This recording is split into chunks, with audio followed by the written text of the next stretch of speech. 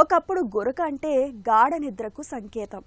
కానీ ఇవాళ గురకను డాక్టర్లు ఒక జబ్బుగా పేర్కొంటున్నారు. గురక అనేది కేవలం పక్కవారిని మాత్రమే ఇబ్బంది పెట్టే సమస్య కాదు. శరీరంలో శ్వాస మార్గాల్లో అడ్డంకుల్ని తెచ్చిపెట్టి ఏకంగా ప్రాణాలకు ఎసరు పెట్టే ఒక పెను విపత్తు.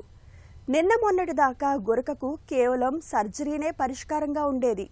కానీ ఇవాళ అందుబాటులోకి వచ్చిన మందులతో పాటు జీవన శైలిలో తగిన జాగ్రత్తలు తీసుకోవడం ద్వారా గురకను చక్కగా అదుపులో ఉంచుకోవచ్చు.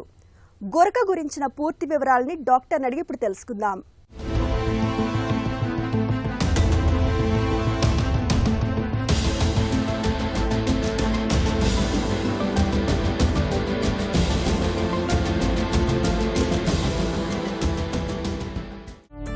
గురక ఎందుకు వస్తుంది? కారణాలేంటి?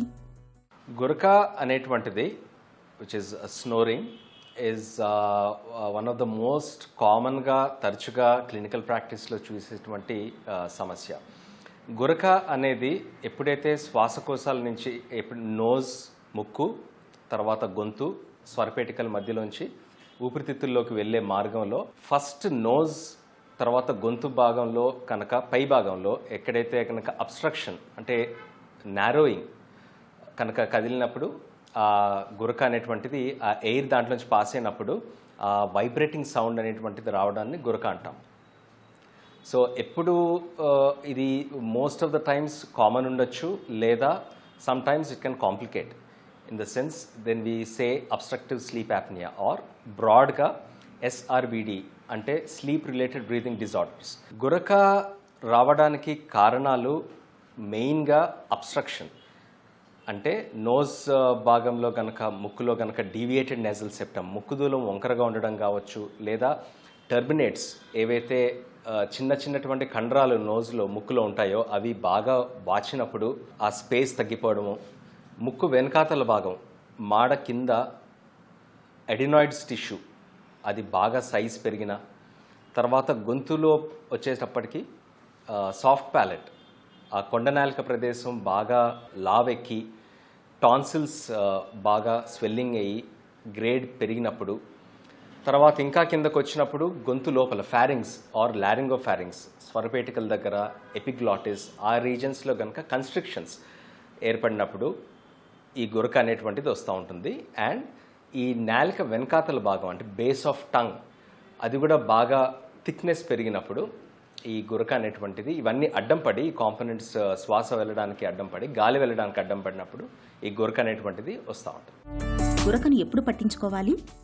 గురక గనక ఉట్టి సౌండ్ వరకే పరిమితమై ఉన్నప్పుడు దాన్ని ఎక్కువగా సీరియస్గా తీసుకోవాల్సిన అవసరం ఉండదు. But even now it is understood that snoring alone isn't something which can be overlooked. అంటే దాన్ని కొంచెం పరిశీలించాల్సినటువంటి అవసరం ఉంటుంది.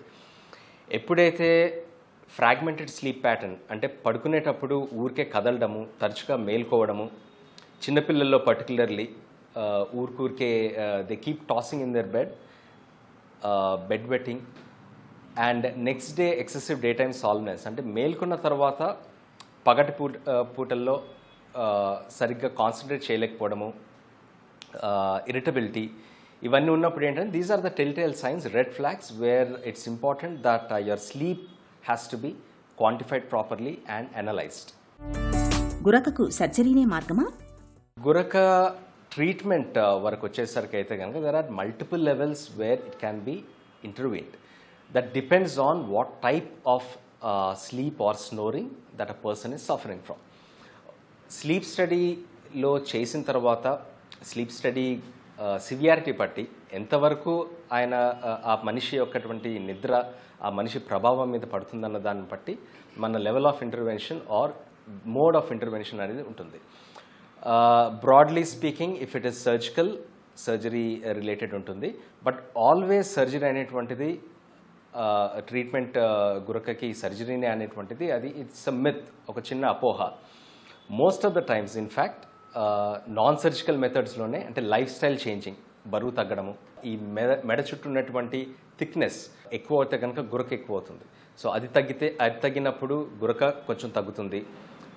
లైఫ్ స్టైల్ చేంజెస్, ఫుడ్ మనం తినేటువంటి ఆహార పదార్థాలు, లైట్ డయట్ తీసుకొని exercise light to moderate exercises చేసినప్పుడు బరువు తగ్గితే కనుక definitely the sympathetic tone of the body increases and గురక కూడా తగ్గడానికి అవకాశం ఉంటుంది. And the next level of non surgical intervention would be after lifestyle modification then would be a pressurized airway, constant positive airway pressure అంటాము, CPAP or BiPAP, depending on what your physician advises based on your sleep report.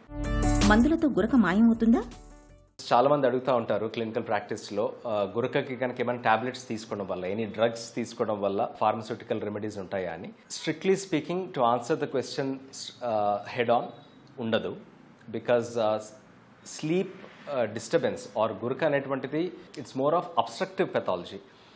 And obstructive pathology ఉన్నప్పుడు దానికి మెడిసిన్స్తో తగ్గేటువంటిది chance ఉండదు. CPAP మిషన్తో గురకను తగ్గించుకోవచ్చా? That's definitely one of the front line interventions, non surgical interventions that we do. First life style చేంజ్తో పాటు స్లీప్ క్వాలిటీ పట్టి, అంటే పాలిసామ్నోగ్రఫీ స్లీప్ స్టడీ చేసిన తర్వాత ఒక మనిషి స్నోరింగ్తో ఎఫెక్ట్ అవుతున్న మనిషి స్లీప్ ఎంతవరకు డిస్టర్బ్ అయి ఉందన్నది లేదా ఎఫెక్ట్ అయి ఉంది దాన్ని బట్టి CPAP, positive airway pressure, continuous positive airway pressure, or BiPAP, bimodal modulated positive airway pressure, or APAP which is more advanced, అది ఇచ్చినప్పుడు డెఫినెట్గా స్లీప్ అనేటువంటిది ఇంప్రూవ్ అవుతుంది. ఎందుకనంటే ఎక్కడైతే అబ్స్ట్రక్షన్స్ ఉన్నాయో, ఫర్ ఎగ్జాంపుల్ నాలుక బయట, కొండ నాలుక ప్రదేశంలో అబ్స్ట్రక్షన్ ఉందనుకోండి, మనం పాజిటివ్ ఎయిర్వే ఇచ్చినప్పుడు ఆ కొండ నాలుక అనేటువంటిది డెఫినెట్గా it gets lifted up by the air column, the positive airway column that is created by the machine. So sleep అనేటువంటిది డెఫినెట్గా ఇంప్రూవ్ అవుతుంది, స్నోరింగ్ కూడా తగ్గుతుంది. లేజర్ చికిత్సలతో గురక తగ్గుతుందా? లేజర్ చికిత్స అనేటువంటిది, laser is one of the modalities that is used for surgical treatment of sleep disorders. So lasers, coblations or cold steel, ఇవన్నీ కూడా ఏంటంటే ఎక్కడైతే లెవెల్స్ ఆఫ్ అబ్స్ట్రక్షన్స్ ఉన్నాయో, టంగ్ ఫాల్ బ్యాక్ కావచ్చు, లేకపోతే ఇంకా సాఫ్ట్ ప్యాలెట్ థిక్ అయినా కానీ, టాన్సిల్స్ అయినా కానీ, వీటిని ట్రీట్ చేయడంలో laser, transoral laser surgeries, yes, they help in assisting the surgeon to do these surgeries. గురకను తగ్గించే ఇతరత్ర మార్గాలేంటి? యంగ్ ఏజ్లోనే, టీనేజ్లోనే ఫుడ్ స్టైల్స్ చేంజ్ చేసుకోవడం, too much of fast foods, junk foods, fatty foods or proinflammatory foods which contain excessive sugars, refined foods, ఇవన్నీ తగ్గించడంలో ఏంటంటే how a person is going to be in his teens is what is going to reflect in his late 30s and 40s. So ఆ టీనేజర్స్లో కనుక school going kids, college going కిడ్స్లో ఈ level of intervention కనుక ఉంటే, వాళ్ళ life style changes కనుక అవుతే, డెఫినెట్గా they have a much healthier 30s and 40s. And at the same time physical activity ఎక్కువ అవసరం లేదు, just 4 hours to 5 hours of focused physical training in a week gives a very positive outcome all through the teens, and that becomes a habit where the kid is going to take it forward as a routine, and it gets incorporated in his lifestyle later on, and this is proven as a lifestyle modification. And healthy practices, drinking habits kavachu, binge drinking, these are all something which needs to be curtailed down, because avi emaithanante initialga what starts off as a binge drinking becomes a habit later on. So ivanni kuda, and madaka dravyalu, they are strictly prohibited. So ఇవన్నిటికీ దూరంగా ఉండడం అనేటువంటి చాలా అవసరం, particularly teenage children. గురకను అదుపులో ఉంచుకోవడానికి జీవన శైలిలో తగిన జాగ్రత్తలు తీసుకోవాలి. ముఖ్యంగా బరువును అదుపులో ఉంచుకోవాలి. నిత్యం బ్రీతింగ్ వ్యాయామాల్ని చేయడాన్ని అలవాటు చేసుకోవాలి. గురక మరీ తీవ్రంగా ఉన్నప్పుడు సర్జరీ చేయించుకోవడం మేలు.